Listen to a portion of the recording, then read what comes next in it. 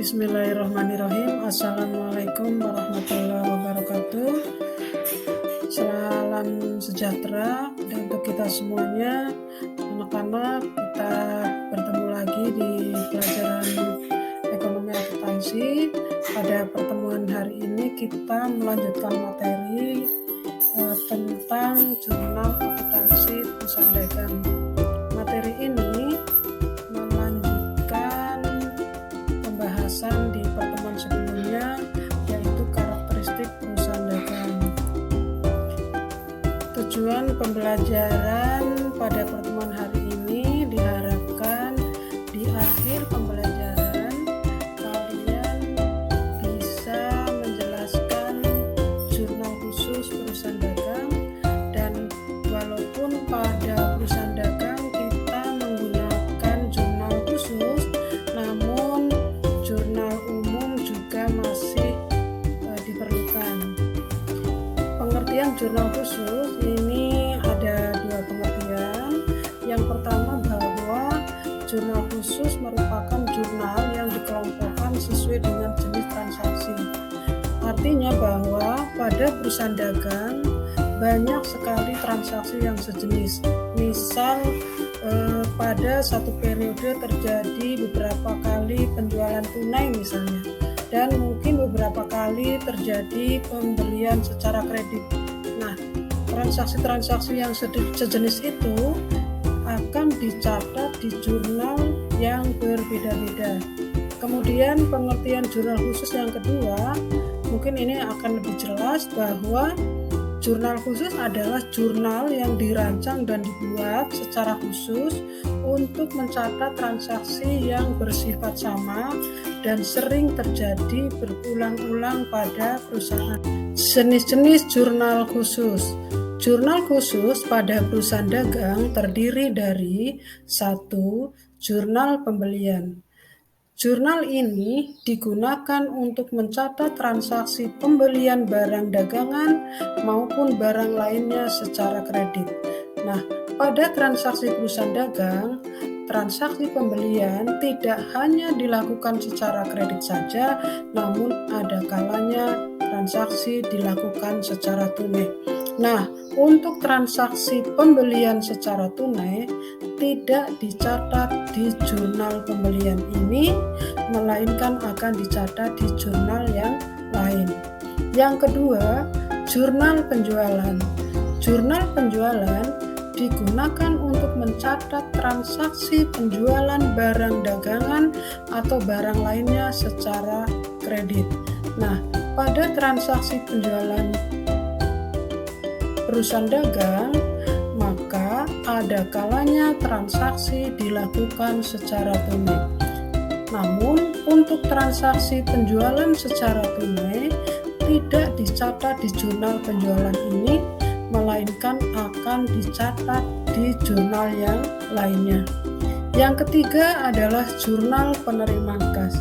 Jurnal penerimaan kas adalah jurnal yang digunakan untuk mencatat seluruh transaksi yang berhubungan dengan penerimaan uang atau uang tunai. Penerimaan uang tunai bisa berasal dari berbagai sumber. Nah, tadi pada transaksi penjualan misalnya, ada kalanya penjualan dilakukan secara kredit, ada kalanya juga dilakukan penjualan secara tunai. Nah, pada transaksi penjualan kredit tadi, maka transaksi itu dicatat di jurnal penjualan, sedangkan untuk transaksi penjualan secara tunai akan dicatat pada jurnal penerimaan kas. Jurnal penerimaan kas ini bukan saja digunakan untuk mencatat transaksi penjualan tunai, melainkan juga misal penerimaan piutang, penerimaan pinjaman. Yang keempat, jurnal pengeluaran kas. Jurnal pengeluaran kas adalah jurnal yang digunakan untuk mencatat seluruh transaksi yang berhubungan dengan pengeluaran uang tunai dari berbagai sumber. Nah, pada jurnal pengeluaran kas ini, maka Transaksi apa yang dicatat di sini? Maka salah satunya adalah ketika kita membeli secara tunai. Artinya ketika kita membeli secara tunai, maka transaksi tersebut dicatat di jurnal pengeluaran kas ini.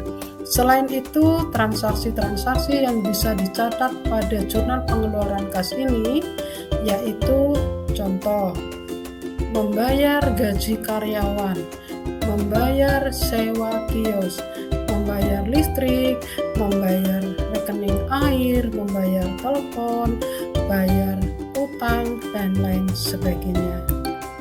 Berikut adalah transaksi yang terjadi pada perusahaan dagang. Yang pertama adalah pembelian secara tunai maupun kredit. Yang kedua, penjualan tunai maupun kredit. Ketiga, penerimaan kas yang berasal dari berbagai sumber. Yang keempat, pengeluaran kas untuk kegiatan-kegiatan yang lain yang berhubungan dengan perusahaan dagang tersebut. Dan ada beberapa transaksi yang tidak ikut cantumkan di sini, misalnya menerima potongan pembelian, memberikan potongan penjualan, retur penjualan. Untuk retur penjualan ini terjadi apabila kita sudah melakukan penjualan tetapi menerima kembali barang yang sudah kita jual. Dan yang berikutnya ada juga transaksi retur pembelian, di mana ketika kita melakukan pembelian maka barang yang kita beli tersebut ternyata misalnya tidak cocok atau rusak, maka kita kembalikan lagi. Demikian materi yang kita bahas pada pertemuan kali ini tentang jurnal perusahaan dagang. Namun sebelum diakhiri, perlu Ibu sampaikan bahwa di pertemuan yang akan datang kita akan membahas atau mencatat transaksi perusahaan dagang ke dalam jurnal khusus.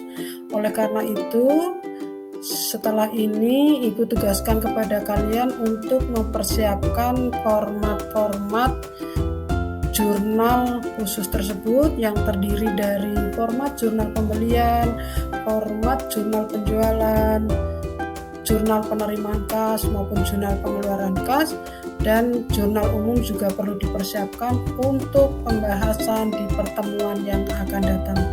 Kita akhiri dengan mengucapkan terima kasih. Wassalamualaikum warahmatullahi wabarakatuh.